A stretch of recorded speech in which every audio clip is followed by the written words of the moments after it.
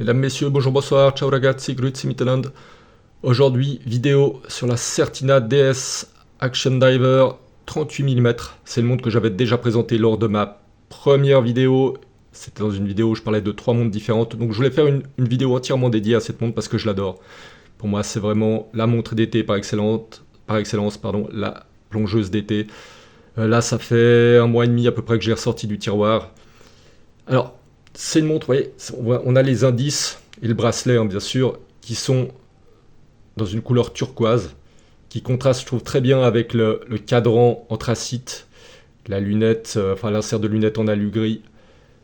Là, vous avez le natto, je le nettoie un peu d'ailleurs, avec le turquoise et le noir. Voilà, elle a vraiment un look très estival. Alors, Certina, je vais justement parler un peu de la marque aussi, Certina, parce que c'est vraiment... Alors, c'est Swatch Group, hein, Certina, mais c'est loin d'être la marque la plus connue.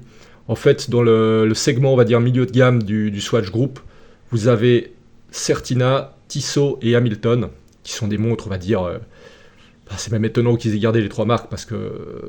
alors, je connais pas les secrets, enfin, les secrets... les détails de la production, mais je pense que ce sont vraiment pour moi ce sont des montres qui sont absolument semblables. Et les différences de marque sont en fait du pur marketing. Alors Tissot est clairement le navire amiral de ce segment du Swatch Group. Ils sont partout, énormément de marketing. Vous les retrouvez sur la NBA, vous les retrouvez, je crois, sur la Formule 1. Je sais pas, je suis pas la Formule 1, mais voilà, c'est une marque Tissot qui est extrêmement présente, qui est reconnue. Alors moi, j'ai vu quand vous allez à l'étranger, quand vous allez dans un magasin d'horlogerie, on va dire moyenne gamme, c'est la marque suisse que vous trouverez. Voilà, c'est Tissot. Vous ne trouverez pas de Certina, c'est rare, c'est plus rare. Hamilton a aussi a une bonne réputation. Je pense que c'est un peu plus connu que Certina, Hamilton, mais ça reste quand même loin derrière Tissot. Mais encore une fois, hein, ce sont des montres d'une qualité, pour moi, égale. Ce que j'aime bien chez Certina, c'est que c'est une marque pardon, qui a des modèles assez originaux, je trouve, en matière de plongeuse. Autant j'adore Tissot pour les montres de ville ou comme ça, ils ont de très beaux modèles avec des très bons rapports qualité-prix. Mais Certina, vraiment, je vous conseille d'aller voir sur le site. Ils ont des très jolis modèles de plongeuses. Au niveau des prix, on est à peu près... c'est comme Tissot, hein, vous avez un écart qui va de, on va dire, à peu près 300 francs pour les montres quartz et qui va monter jusqu'à plus de 1000 francs pour certains modèles, voilà, le top de la marque. Ce modèle-là, il est à 850 francs suisses avec le natto et il est à 925 francs suisses avec le bracelet titane. Alors, ça fait à peu près, ouais, je pense qu'ils les vendent autour de 1000 euros. J'ai pas vu, les prix en France sont pas les mêmes. Il y a souvent une petite majoration, donc je ne veux pas vous dire de bêtises, mais vous pouvez aller voir ça. Donc je présente vite fait la montre, hein. Donc c'est 38 mm, moi c'est aussi ça que j'aime beaucoup sur cette montre. C'est que c'est vraiment pour quelqu'un qui a des poignets très fins comme moi, c'est très agréable d'avoir une plongeuse. Ça devient assez rare, hein, des plongeuses de moins de 40 mm. On avait souvent du 39, mais 38 c'est plus rare.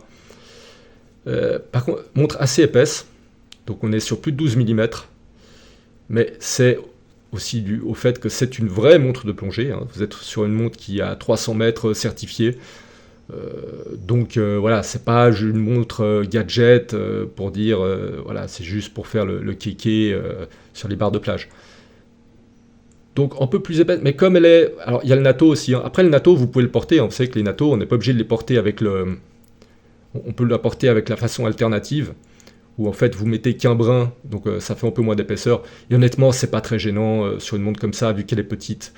Je trouve pas ça gênant, surtout si vous la portez en été avec des... voilà, sans manches, ça va très bien. Sinon, on est donc sur une montre en titane. Voilà, ça, moi c'est ça que j'adore, hein. J'adore le titane, c'est léger, j'adore le style du titane. Donc, alors vous avez en fait le boîtier qui est en titane. Vous avez aussi la boucle. Par contre, petit détail, voilà, ça j'aurais bien aimé. Vous voyez, là, ça c'est pas du titane. Bon, c'est pas grave parce qu'en fait, la lunette, vous voyez, quand on voit avec l'insert en alu, insert en alu, ça aussi j'aime beaucoup. L'insert en alu, c'est aussi quelque chose que j'aime beaucoup sur cette montre. Moi, j'aime pas les inserts en céramique. Il n'y a pas de patine, et j'aime moins le style. Moi j'aime bien ça, ça fait un petit côté un peu rétro, comme ça, j'aime beaucoup. Vous voyez, en fait, ça gêne pas que, voilà, que ces parties sont en acier inox. C'est pas choquant, on va dire. Voilà. Le fond de boîte aussi. Alors, attendez, fond de boîte, c'est un peu compliqué parce qu'en fait, alors ça c'est un... je voulais aussi parler de ça. En fait, le NATO, faut le savoir, il est en 19 mm. Ce qui est assez peu courant, hein, sur le monde de plongée. Vous avez, la plupart du temps, c'est du 22 mm entre cornes ou 20 mm, mais là c'est du 19. Donc si vous voulez changer de NATO, vous aurez moins de choix que si vous avez du 22 ou du 20. Donc là, le NATO, il est d'origine, mais si vous voulez mettre un autre NATO, bah voilà, il faudra peut-être chercher un peu plus. Et surtout, en fait, vous voyez, vous ne pouvez pas le changer comme sur d'autres montres très facilement. Ça, c'est vraiment, il est bloqué. Donc si vous voulez changer le NATO, il faudra quand même enlever les pompes. Bon, c'est pas, si vous avez l'outil, hein, c'est fait en 30 secondes. Mais voilà, donc là, vous voyez, je ne peux pas vraiment montrer, mais le fond de boîte, hein, il est en acier inox, il n'est pas en titane. Bon, ce qui n'est pas gênant, hein, de toute manière, parce qu'on s'en fout, on ne voit pas le fond de boîte. Donc fond de boîte plein, hein, il n'y a pas de fond de boîte ouvert. Encore une fois, je l'avais déjà dit, sur les plongeuses, moi je suis pas fan du tout des montres ouvertes, surtout si c'est pour voir un Powermatic à l'intérieur, ça n'a pas forcément très grand intérêt. Justement, le Powermatic 80, je vous rappelle, j'ai fait une vidéo complète sur le Powermatic 80 avec ses 3 niveaux de finition. Donc là, on est sur le niveau intermédiaire, c'est le, j'ai oublié, 80.611, voilà. Donc on est sur l'intermédiaire, c'est-à-dire que c'est pas le modèle de base avec l'échappement en plastique. Là, vous êtes sur du métal complet. Donc vous êtes sur un peu plus haut de gamme que la plupart des plongeuses que vous allez trouver, par exemple chez Tissot ou comme ça. Mais aussi le prix est aussi un peu plus élevé, hein. Ça justifie, il y a ça et il y a le titane. Sinon, donc j'avais dit, hein, 300 mètres. Le prix, comme je vous disais, alors au niveau des prix, on va encore en parler, j'en parle à chaque vidéo, mais voilà, c'est l'horlogerie suisse, c'est trop cher. C'est trop cher pour ce que c'est 30% trop cher. Il y a quelque chose qu'il faut bien prendre en compte quand on achète une montre de ces...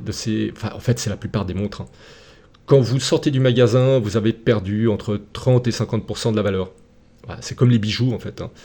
Cette montre, là, vous voyez, elle est encore sous garantie, j'ai tout les full set, hein, j'ai tout. Si je voulais la revendre, sincèrement, je pense déjà j'aurais du mal, parce que c'est pas un modèle qui est très recherché, à moins que je la brade complètement, peut-être à 400 francs, mais sinon, honnêtement, je pense que j'aurais du mal à la vendre à 500 francs. Après, peut-être je me gourre, hein, vous pouvez toujours bien tomber sur un gars qui veut ce modèle, et puis qui vous la paye. Mais sincèrement, je pense que c'est des modèles difficiles à vendre, et ça, c'est une montre dans 10 ans, ça vaut plus rien.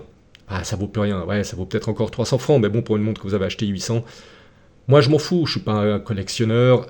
Cette montre, je vais la garder, je revends pas mes montres. Voilà, c'est très rare. Donc, cette montre, je vais la garder, donc je m'en fous un peu, mais c'est quelque chose à prendre en compte, parce que, bah oui, Rolex, c'est des prix de fou. Voilà, ils sont complètement malades, les prix sont absolument pas justifiés.